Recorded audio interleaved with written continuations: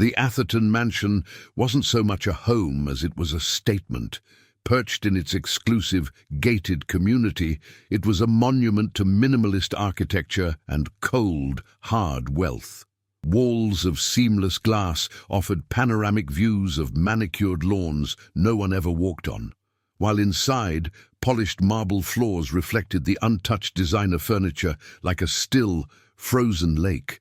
The air itself seemed curated, filtered, and devoid of the messy sense of life. No lingering aroma of coffee, no trace of perfume, just an antiseptic cleanliness. An oppressive silence reigned, broken only by the near-inaudible hum of the climate control system. It was a silence that spoke volumes, echoing through the vast, empty spaces and amplifying the profound emotional void at its core. This was a place built to impress, not to nurture. A corporate headquarters for a family of two. At the heart of this silent kingdom was Leo, a small 6-year-old boy with his mother's delicate features and large, expressive eyes that seemed to hold a universe of unspoken thoughts. For 2 years, since the accident, he had been a prisoner in his own body, confined to a wheelchair by a mysterious paralysis the doctors quietly labeled as psychosomatic. He hadn't spoken a word or taken a step since the day his world fell apart.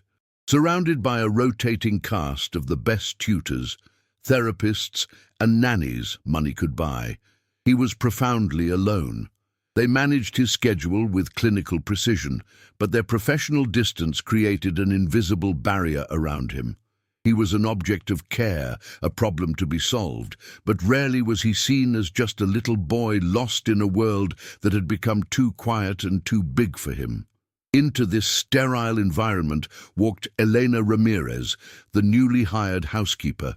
A woman in her early 50s, she carried a quiet warmth that seemed entirely out of place among the sharp angles and cold surfaces of the Blackwell residence. Her smile was easy, and her movements were unhurried, imbued with a simple grace. While cleaning Leo's room, a space as immaculate and impersonal as a museum exhibit, she found herself lost in thought. Absent-mindedly, a melody surfaced from the deep well of her memory, a soft Spanish lullaby her grandmother used to sing. She began to hum, the simple tune a gentle thread of sound weaving through the heavy silence. Unlike the other staff, who treated the boy with a cautious, almost fearful reverence, Elena's action was entirely natural, an unconscious expression of a life filled with simple, everyday music and affection. It was a flicker of movement in the polished surface of a decorative mirror that caught her eye. At first, she thought she'd imagined it. Leo, who always sat perfectly still, his gaze fixed on some distant, invisible point, had ever so slightly turned his head.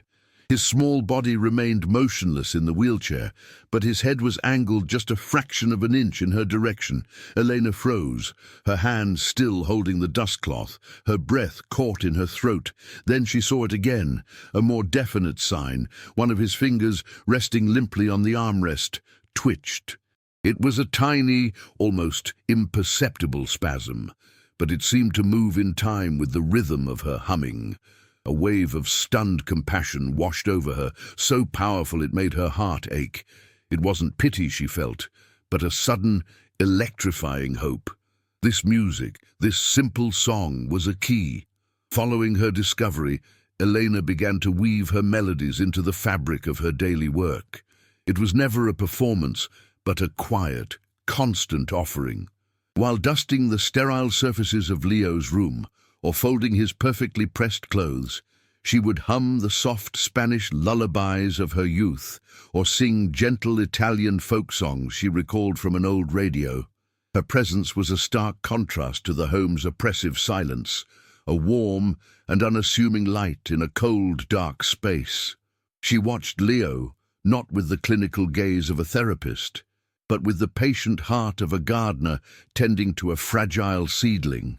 And she saw the signs, the subtle but undeniable responses to her music, a slight unfurling of his tightly clenched fist, a slow turn of his head toward the sound, a flicker of awareness in his otherwise distant eyes. It became their secret language, a bridge of notes built across an ocean of silence. James Blackwell had not always been a man made of glass and steel. Before the accident, before the silence descended upon his home, he had been different. He remembered evenings with his wife, Sarah, their laughter echoing through rooms that were now tombs of memory. She had been the home's vibrant heart, filling it with music, with the scent of baking, with life. He recalled her sitting on the floor, a much younger Leo giggling in her lap as she played a simple game. Now, James existed in a self-imposed exile, burying his grief under 80-hour work weeks and shareholder meetings. The mansion wasn't a home. It was a fortress he had built to protect himself from the ghost of his own happiness, and his son was the most painful reminder of the life he had lost and could no longer bear to face. From Leo's perspective, the world was a muffled grey landscape, a procession of muted colours and distant sounds. He lived his days on a strict schedule, moved from room to room by a rotating cast of professionals who spoke in hushed, serious tones about his condition. They were competent and efficient, but their hands were always cool, their smiles never quite reaching their eyes. He had retreated into a deep, quiet place within himself after his mother was gone, a fortress of silence where the overwhelming pain of her absence couldn't find him. He was a ship lost in a dense fog. Elena's melodies were the first lighthouse beam to pierce the gloom, a sound that wasn't a demand or a question, but a simple, warm and steady light promising that a shoreline still existed somewhere beyond the grey. One afternoon, Elena brought a small, worn wooden music box from her own home. Its paint was chipped, and the tune it played, a simple, lilting Italian lullaby, was slightly tinny from age. She wound it up and placed it on the small table beside Leo's wheelchair. The delicate notes tinkled through the room, a fragile but persistent sound. She watched as Leo's entire focus narrowed to the small, spinning ballerina inside the box. His hand, which usually lay limp on the armrest, slowly lifted. His small fingers trembled with an effort that seemed monumental, reaching out toward the source of the music, hovering in the air for a long moment before retreating. Elena's breath caught in her throat.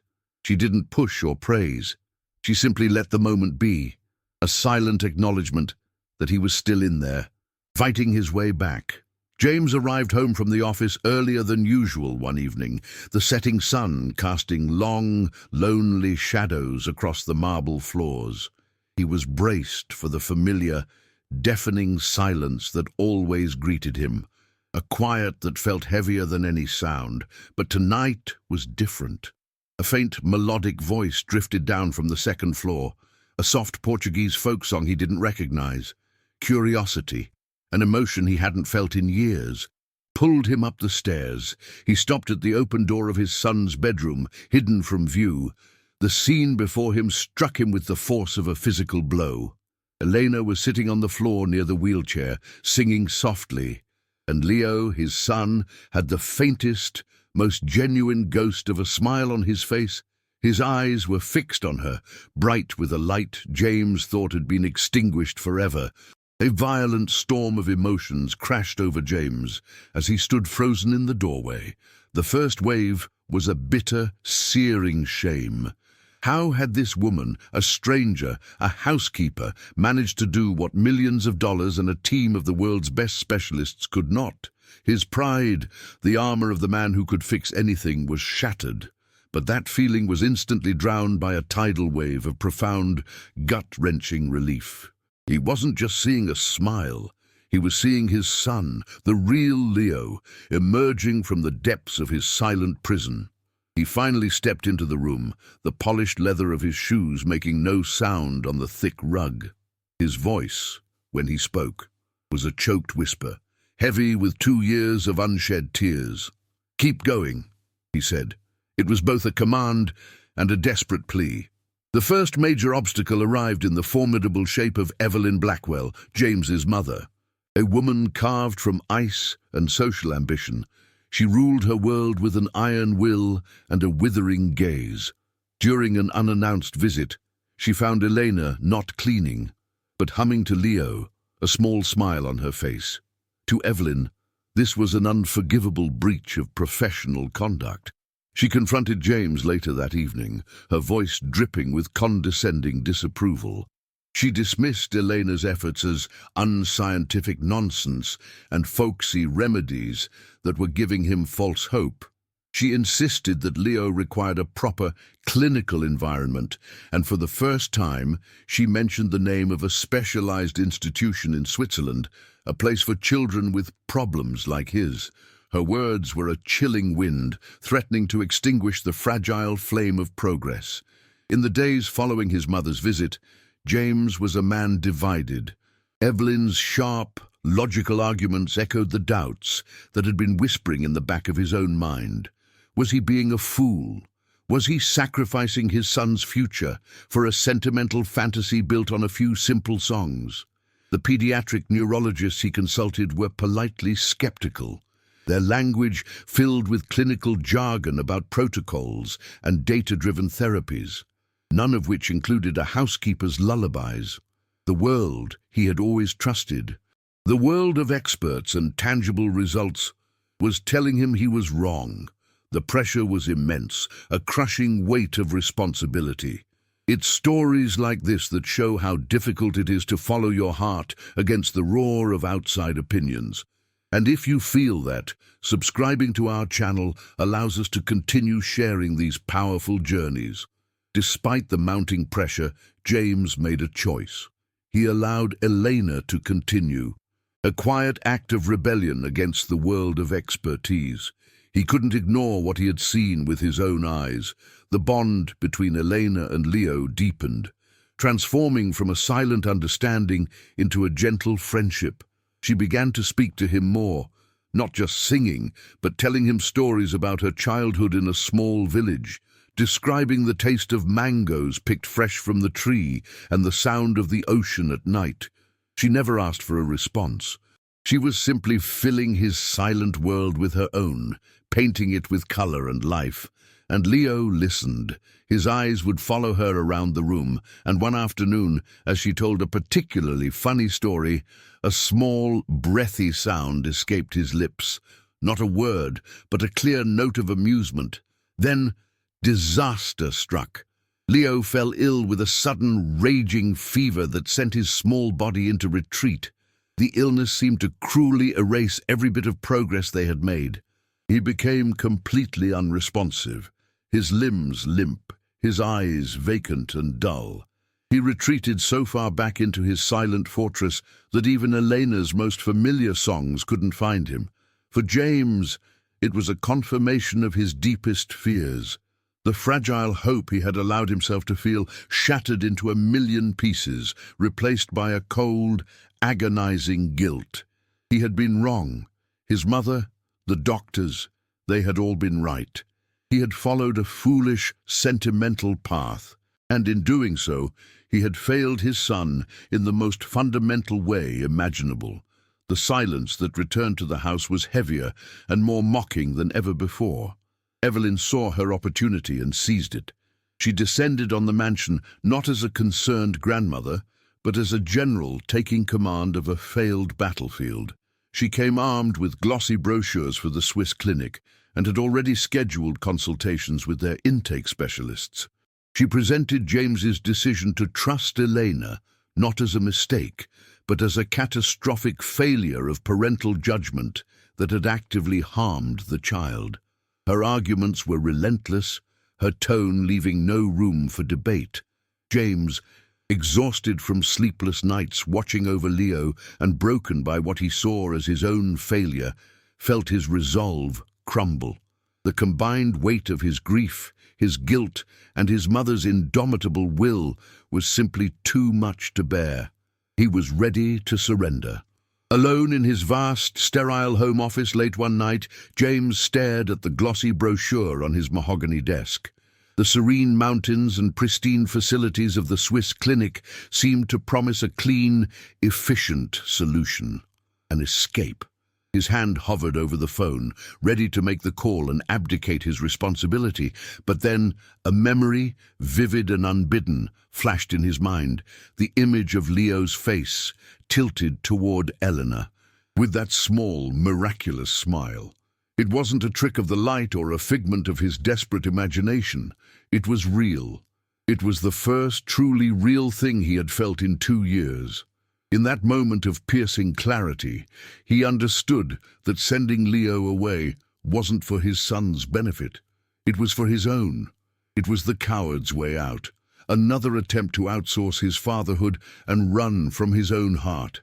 It's a terrible thing to face your own weakness, but it's often the only way to find your true strength. Sharing these moments of difficult truth is why we do this, and your subscription helps us continue. The confrontation happened in the main living room, a vast, cold space that now felt like a courtroom. Evelyn stood before her son, a figure of unyielding authority, her voice sharp and precise as she delivered her final, devastating ultimatum. Either James would sign the papers committing Leo to the Swiss institution immediately, or she would file for custody, citing parental negligence. Eleanor stood near the doorway, her bag already packed by the door at Evelyn's command, a silent witness to the dismantling of the small world of hope she had so carefully built. She was about to be fired, cast out. James, slumped in a designer armchair that seemed to swallow him whole, looked utterly broken. The weight of his mother's logic, his own lingering guilt, and the sheer exhaustion of the past few weeks had ground him down to nothing. He was a CEO, accustomed to hostile takeovers, yet he had no defense against this one. His gaze drifted from his mother's imperious face to the glossy brochure on the glass coffee table, its images of serene landscapes and clinical perfection mocking him. This was the logical choice, the safe choice. It was the decision a responsible man, a man of his stature, would make. He would surrender his son to the experts, to the professionals who dealt in data and proven methods, not in whispers and lullabies. He would admit defeat. He opened his mouth to concede, to speak the words that would send Leo away and dismiss the one person who had managed to reach him. The words would be a betrayal of the fragile smile he had witnessed, but they felt like the only ones he had left. The fight was over. He was surrendering his son to save him from his own failed fatherhood, a final, painful act of what he convinced himself was love. From his position across the room, Leo watched the scene unfold. He didn't understand all the words, but he understood the emotions that charged the air with a terrifying electricity. He saw the quiet despair on Elena's face, the woman whose songs had been a lifeline in his ocean of silence. He saw the profound, hollowed-out defeat in his father's eyes, a look of such complete surrender that it frightened him more than the anger. A cold dread washed over him, a primal fear that the music would stop, that Eleanor would vanish, and that he would be sent away to a place of even deeper silence. In that terrifying moment, the fear of losing everything he had just begun to find became a force more powerful than the mysterious ailment that had held him prisoner in his own body for 2 long years. It began with a tremor in his small hands. His fingers, pale and thin, curled around the cold metal of his wheelchair's armrests, gripping them with a strength no one knew he possessed. A low grunt of effort escaped his lips, a sound of pure, desperate will. He pushed. His legs, atrophied from disuse, trembled violently as he fought to straighten them. The room fell into a sudden, shocked hush. Evelyn's voice cut off mid-sentence. James looked up, his eyes widening in stunned disbelief. With a final, monumental push, Leo was on his feet, swaying precariously on the slick marble floor, but standing. He was standing. Then he took a single, shaky step, and then another, a slow, agonizingly deliberate journey across the vast, empty space that had always separated him from his father. He stopped directly in front of James's chair, his small chest heaving with the effort. He looked up, his large, expressive eyes locking with his father's for the first time in what felt like a lifetime. The silence in the room was absolute, a held breath stretching into an eternity. Then his lips parted, and a voice, raspy from 2 years of disuse but miraculously clear, spoke a single, world-altering word. "Yeah, Dad." It was not a plea or a question, but a statement, an anchor. The sound shattered the last of James Blackwell's defenses. A raw, guttural sob tore from his throat as he slid from the chair to his knees, wrapping his arms around his son's trembling body. He buried his face in Leo's shoulder, tears of grief, relief, and profound love finally flowing freely, washing away the years of silence in a cleansing, cathartic flood. In the wake of the storm, a profound quiet settled over the Atherton mansion, not of silence, but of peace. Evelyn Blackwell's ultimatum had vanished, shattered by the single, miraculous word from her grandson. In the days that followed, James systematically dismantled the cold fortress he had built around his life. He sold a controlling interest in his tech empire, a decision that stunned the financial world but felt to him as essential as breathing. His schedule, once a relentless series of shareholder meetings and international flights, was now governed by school pickups, park visits, and bedtime stories. The sterile, museum-like rooms were softened with color and comfortable furniture. A grand piano now occupied the center of the living room, and the oppressive quiet was forever replaced by Leo's laughter and the gentle melodies that became the home's new soundtrack. Elena, no longer an employee, became the family's warm, steady heartbeat. James's newfound purpose soon extended beyond the walls of his home. He understood that his family's journey was not just a private victory, but a powerful testament that deserved to be shared. He channeled his immense resources and energy into establishing the Sarah Blackwell Foundation, a non-profit dedicated to the memory of his late wife. Its mission was elegantly simple: to offer music therapy to children who, like Leo, had been silenced by trauma.